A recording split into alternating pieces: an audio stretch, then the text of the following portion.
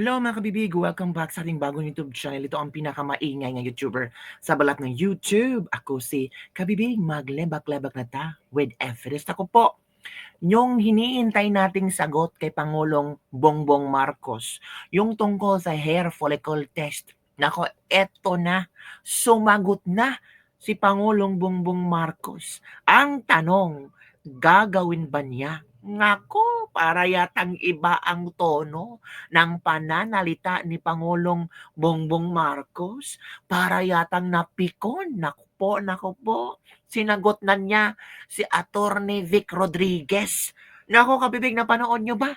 At ito pa mga kabibig, mga retiradong PNA.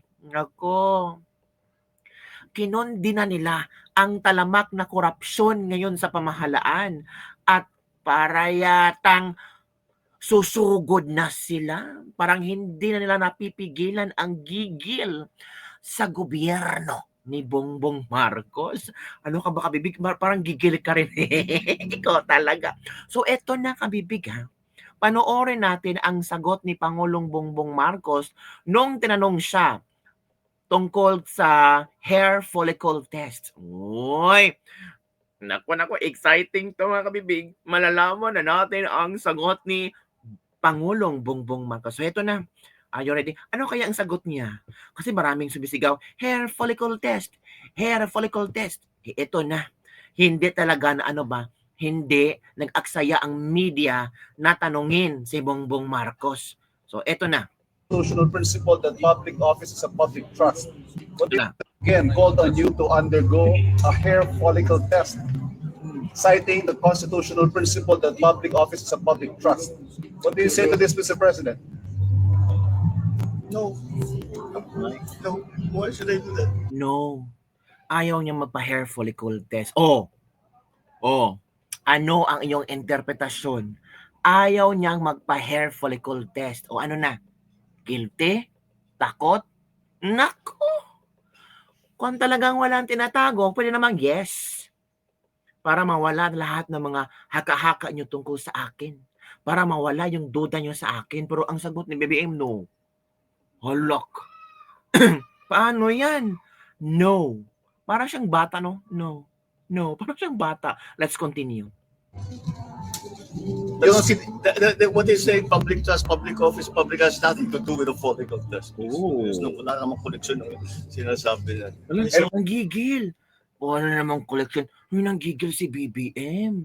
Di ba? Itong air na to, Hahatin yung go. Sinasabi na. Sinasabi nila. Sinasabi. Nanggigil si BBM, mga kabibig. Ganon pala siya manggigil na sinasabi nila. Mga ganon. Halo. Parang nagniwi siya sa gigil ba? Parang ramdam ko dito na si Pangulong Bongbong Marcos, ano ba itong mga taong ito? Bakit palagi nang tinatawag na hair follicle test, hair follicle test? Ano ang meron sa akin? Bakit ako magpa-hair follicle test? Parang nagigil siya ba? Anong public trust? Public trust. Sabi niya kabibig.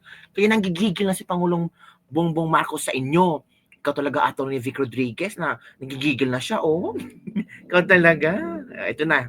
Gigil, He's always had that weakness every time when he was still working for me. If you believe in what he was saying, why did he work for me? Mr. President, you're ready to that PF. Kung niwala kayo sa mga sinasabi, bakit siya nag-work sa akin? Hala, again nga, Kundi, again ha, panoorin without interruption. Go. Again, called on you to undergo a hair follicle test, citing the constitutional principle that public office is a public trust. What do you say to this, Mr. President? No. No. Why should I do that? You know, see, what they say, public trust, public office, public has nothing to do with the follicle test. There's no, wala namang connection ng sinasabi na. He's always had that weakness every time when he was still working for me. If you believe in what he was saying, why did he work for me? Mr. President, you're ready to that yun ha. PF. Narinig nyo na ang sinabi ni BBM na hindi siya magpa-hair follicle test, mga kabibig. Walang public trust sa akin, sabi ni BBM. Narinig nyo na si BBM ha. Ayaw niyang mag-hair follicle test. Para saan? Sino ba kayo? Para sundin niya. Presidente siya Stop nyo na yan. O, nag-no na siya. Alam nyo na. Bakit kaya ka, BBM? Ay, ewan ko. Basta sabi niya, no.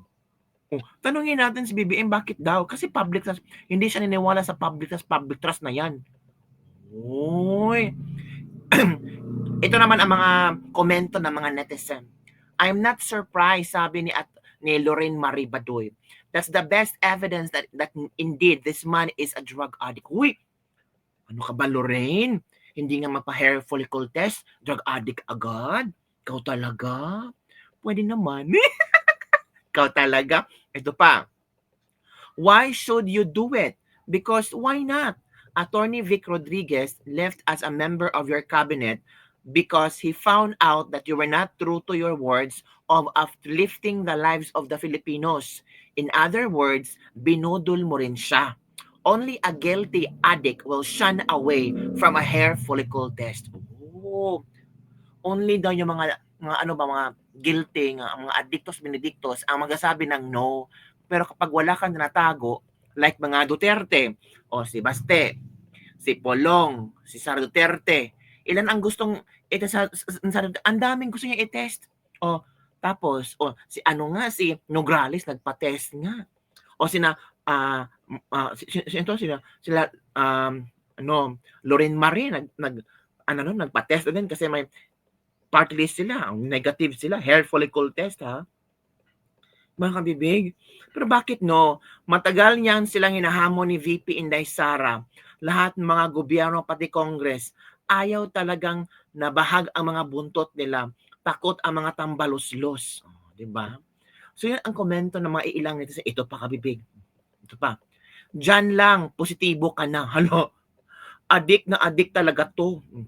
May tinanong talaga kasi kung walang tinatago, matagal kumasa si Bongbong Marcos. Kahit ako siguro, pag sabihin ako na addict, tapos hindi naman ako addict, papatunayan ko talaga na hindi ako addict. Pero ikaw, Diyos ko, parang sinabi mo na positive ka nga kasi ayaw mong tanggapin ang hamon ni Atty. Vic Rodriguez. Ang sabi naman ni ilan, bakit tatanggapin ang hamon ni Vic Rodriguez? Sino ba si Vic Rodriguez? Para magamit si Pangulong Bongbong Marcos sa kanyang political agenda. Yun ang sagot sa mga kabilang parlor. Ay nila, user si Atty. Vic Rodriguez, palaging ginagamit si Pangulong Bongbong Marcos para manalo. Hindi naman gano'n si Atty. Vic Rodriguez. Pasensya ha, babarahin ko kayo. Hindi gano'n si Atty. Vic Rodriguez. Kahit hindi kami nagkilala ni Atty. Vic Rodriguez, ramdam mo naman ang kanyang sinseridad. Ginawa niya to kasi nabudol din siya. Ginawa niyo to para sa sambayanang Pilipino. O sino ba sa mga ngayon, sa mga kontra ni BBM na talagang until now ay nagsasalita na ito si Bongbong Marcos, ganito ang kanyang ginawa para sa bayan. Atty. Vic Rodriguez lang. 'Di ba? Ito pa. Of course, he will evade their hair follicle test, same way he evaded the presidential candidates debate way back election days because he knew he would fail. This man cannot be trusted to lead this country. Di ba? Binalikan yung debate. Ayaw lang sumay ng debate. Same din ng pag-hair follicle test. Ito pa. Diyan ka nga lang may positibo result, aayaw ka pa. Hindi lang si Atty. Vic ang naghahamon sa'yo, kundi ang mamamayang Pilipino. Ipit na ipit ka na ngayon, vangag. Hala, mga kapipi.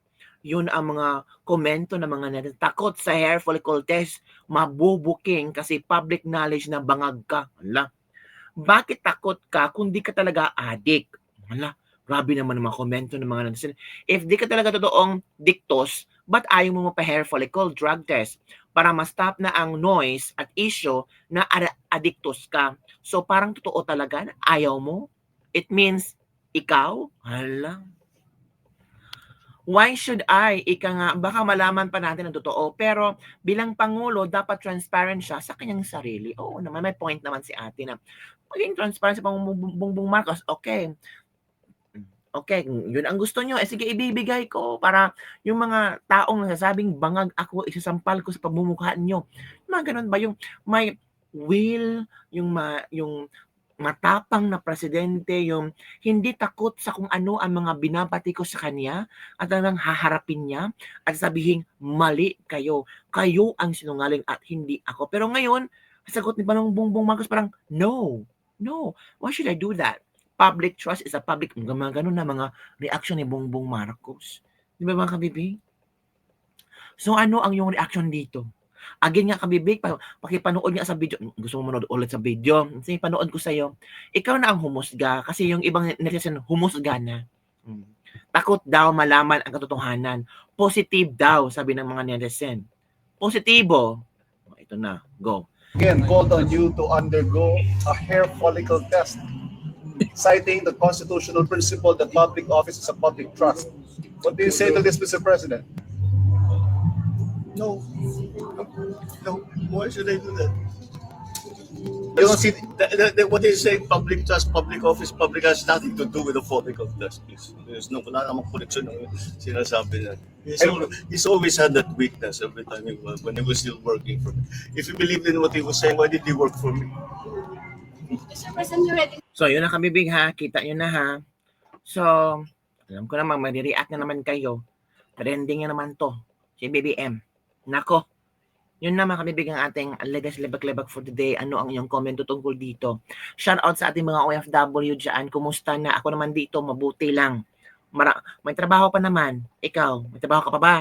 O yung mga bashers dyan, mga trolls, mga handa-handa na kasi malapit ng eleksyon. O, alam ko naman, kinontrata na kayo. Di ba mga kabibig? So, sa ating mga OFW, kumusta? Huwag masyadong magpa-sobra trabaho ha? O kagaya ko, pag time mag-relax. Hindi yung kahit mag-relax ka, maghanap ka pa ng mga extra works. Yung katawan natin mga OFW, ingatan din natin. Okay? So yun lang po mga kabibig ang ating latest libak-libak for today. Don't forget to like, subscribe, and share this video. Bye everyone! See you next time. Yung mga bashers ko, kumusta na kayo dyan?